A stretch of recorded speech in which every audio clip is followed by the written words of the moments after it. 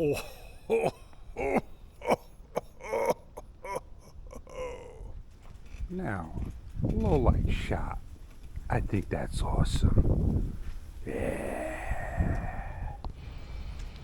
The one thing I'm not going to see or have is those flare issues, because the camera I had wasn't a good one, and I couldn't stand those flare issues. Oh, how do I look now? Oh, I forgot. I got something a little bit better to do. I gotta make a note for you. This is HDR Rocksteady Plus. This is something that GoPro don't have. HDR. And it don't even have electronic image stabilization on HDR, because it don't have it. Now, the Osmo Action first generation had HDR, but it didn't have Rocksteady. This one has Rocksteady and Rocksteady Plus. What a game changer. Oh, did I forget? Do I have any lens flare? How do I look with the light on? I should look pretty good. Awesome, man. Oh, man. Just lights on and the lights above. They may be a little flary, but not like a GoPro I had did.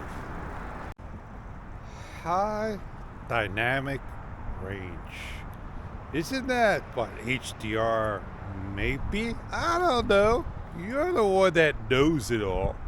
And that's what I'm shooting with, giving you some nice sample shots.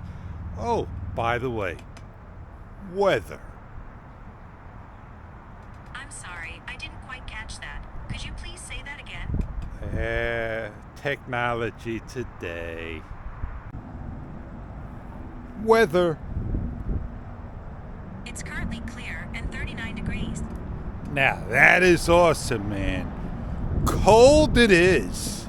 It's not as cold as it was the other day, but this will make this camera work quite well. But wait a second. When you got color image enhancement on, that's gonna eat some battery. Oh, we're gonna see tests about that. Just stick the camera up, let it run, see how much battery color image enhancement takes away. Grab your shot.